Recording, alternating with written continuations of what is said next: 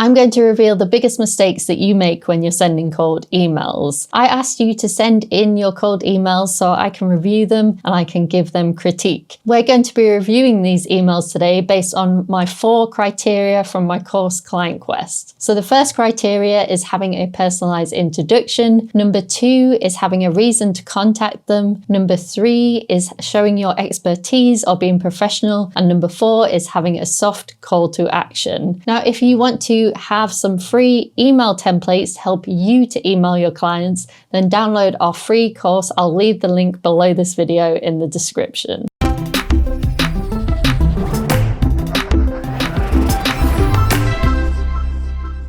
So let's take a look at our first email. I hope you're well and don't mind this email landing in your inbox. I get where you're going with this, but I feel like it seems a little bit over apologetic and I don't really know whether it's necessary. I think it's a lot easier if you spend time warming a client up before you reach out to them, and then you will know a lot more about them and their work. So how you could do this is you could go onto LinkedIn, follow them for a while, like a producer from a studio, for example.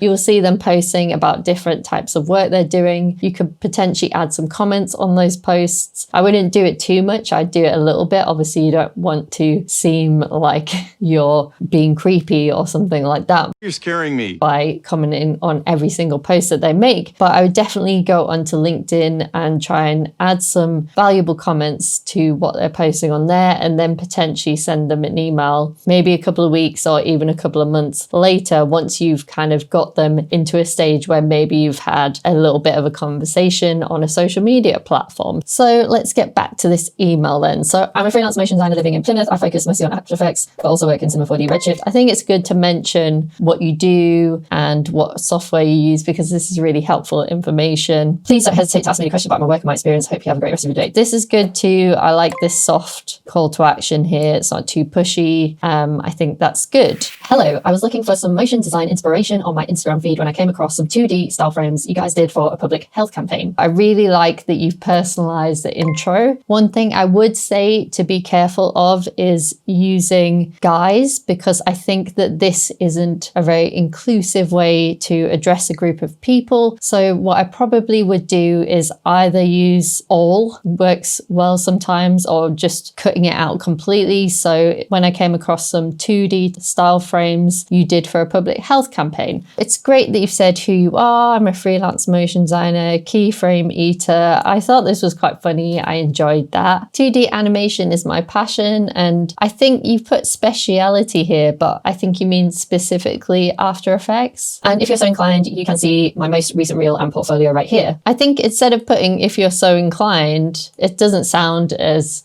casual, I think, as it could be. I think you could put something like, "if you would like to take a look at my most recent reel, you can see it here," or something like that. I think what you've done really well is you've got a clear link that they can click on, and that you've left some space around that. So that's really important. I would love to collaborate with inspiring artists and studios. So I wanted to let you know that I'm available for a chat. You've sort of already said this, so I would just get rid of that.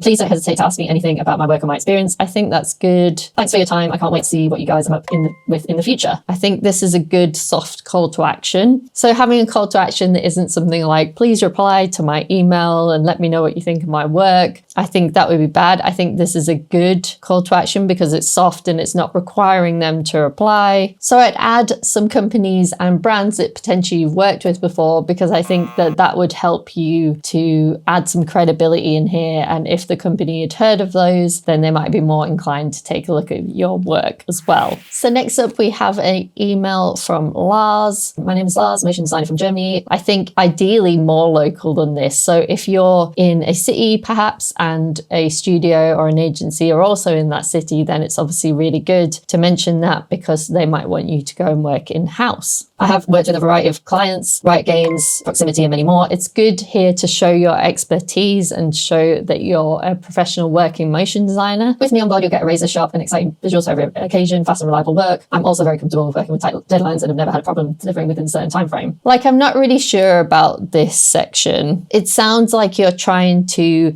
sell a little bit too much to the client. I would go more for, let me know if you have any questions about my work or anything like that, instead of I'm looking forward to your reply, because then you're kind of putting the client in a situation where they feel like they have to reply straight away. So this email is from a motion designer looking to get a job in the industry. This I would 100% personalize to the person that you're sending it to. Having 4 years experience, industry experience in motion graphic design and video editing, I would just move the words around a little bit. If anyone is struggling to write things more clearly and succinctly, you can use a tool called Hemingway app, which is free. I really like using this because it suggests ways that you can make your sentences more easy to read. I think what I would do for a cover letter, rather than this seems like a short version of your CV. And I think what I'd rather see for a cover letter is having some more personalization in there, maybe mentioning a little bit about the job description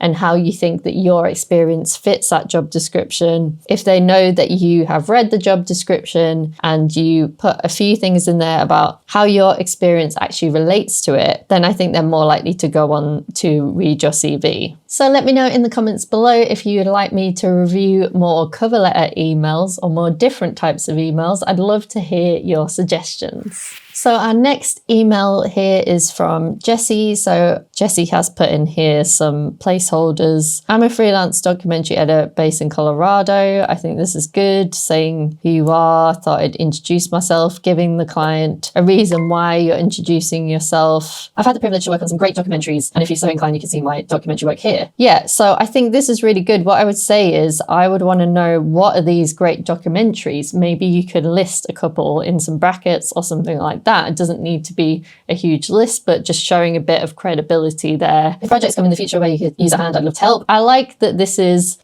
quite relaxed. Like, it doesn't seem like you're desperately looking for work, and I think that that's good. Thanks, looking forward to seeing what your studio does next. I think this is quite a good soft call to action. Potentially in the subject line, you might want to add the name of the producer that you're contacting, maybe mentioning the recent bit of work or some sort of personalization in the title, so they know that this isn't just an email that you're sending out to lots of people, and it's an email where you've done your research, you know who they are, you know what they do, and that kind of thing. So moving on to the next email then, the first thing that I notice about this is that it's to a jobs at email address. And although I think that that can work, what I would recommend to everyone is that you go and find personal email addresses. By personal, I mean the email addresses for the producers at the company. If the company has specifically reached out and asked you to email info at our jobs at, then I think that's fine.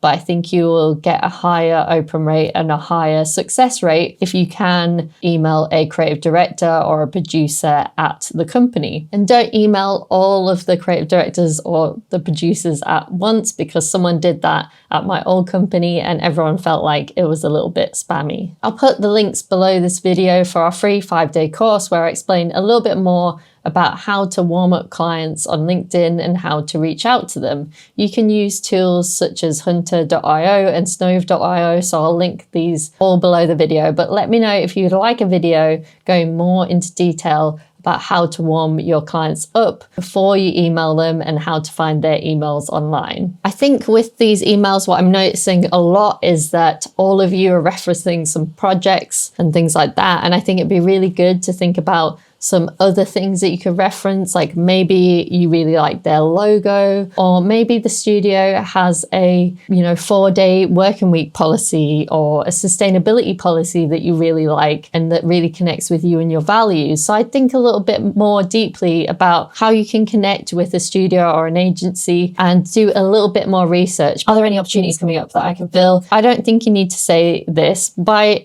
you reaching out and sharing your work and things like that, they know that you're looking for some work. And I think that if you write these kind of things, sometimes it can come across a little bit desperate, which obviously doesn't make you look that good. I think this is good because I think you're showing some credibility here. So it's good to mention companies that you've worked for, and I think that's really good. So here we have a email that is more in a niche market. So it's more direct to clients. So this will be interesting, and it's a little bit different from the others that we talked about in this video today. I'd like to share something that I think you'll find fascinating. This, to me, I'm not a massive fan of this because it makes me feel like you're trying too hard to get my attention. So I would prefer you to say something about the company that you're trying to attract, adding some personalization in there. We're writing to marketers at SaaS companies in Austin. So I think that saying this, you want people to feel like that they're the only person that you're reaching out to.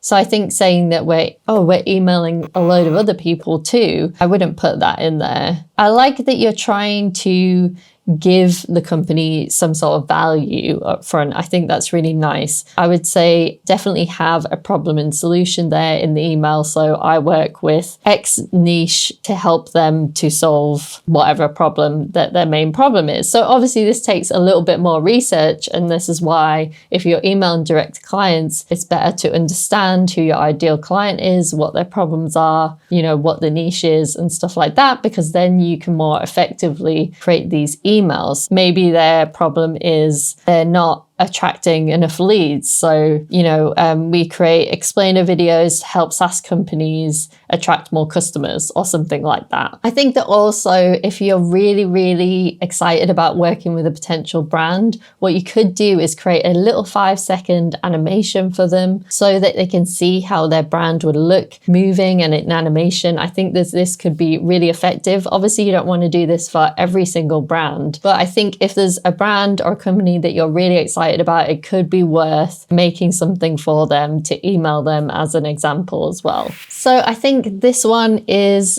quite good because it's very different to all the others. What I like about it is it has a little bit of animation in the email. So I think this is showing, you know, what he can do. You definitely need to add more personalization in here, you know, having some sort of soft call to action at the end, something like no need to reply, but let me know if you have any questions about my work. If you want even more help to communicate with your clients and you want to get some free email templates, then you can download our free course. I'll leave the link below this video in the description. Now you know how to write better emails, you're probably going to want to know how to get good client briefs. So you should watch this video next where I explain to you how to get better briefs from your clients.